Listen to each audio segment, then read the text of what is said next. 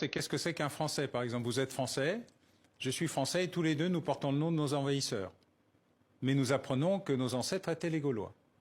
Une curiosité, parce qu'à un moment de notre histoire, dans ce pays où l'État a créé la nation à partir de tribus, de morceaux, qui n'avaient aucun sens ni aucune relation entre elles. Il n'y a rien qui ressemble moins à un Celte qu'un Basque, qu'un Corse ou qu'un Alsacien.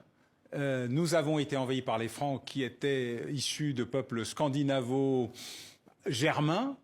Nous avons ensuite été envahis par les Normands, nous avons été envahis par les Romains.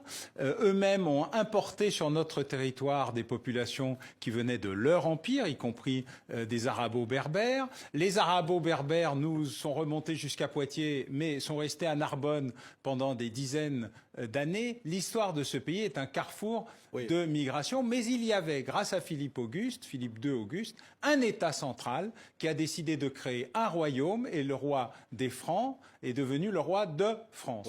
Et ceci a tout changé.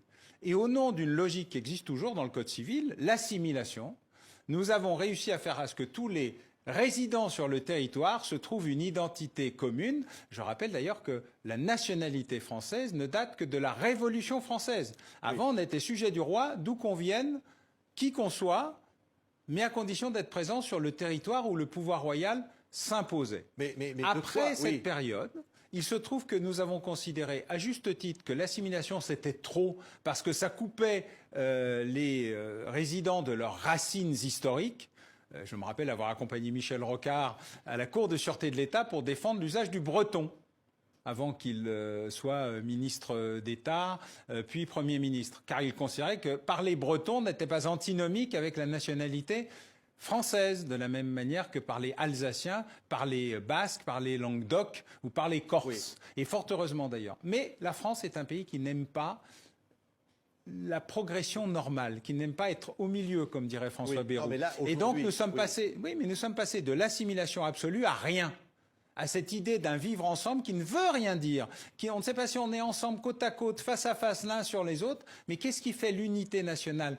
Qu'est-ce qui fait le cadre, la racine, le squelette, la colonne vertébrale d'une identité qui fait de nous des citoyens français? C'était à minima l'intégration. Or ce mot a été balayé en même temps que l'assimilation. Parce qu'au fond, peut-être que ça ne marche plus. Non, parce que l'État a voulu arrêter que ça marche.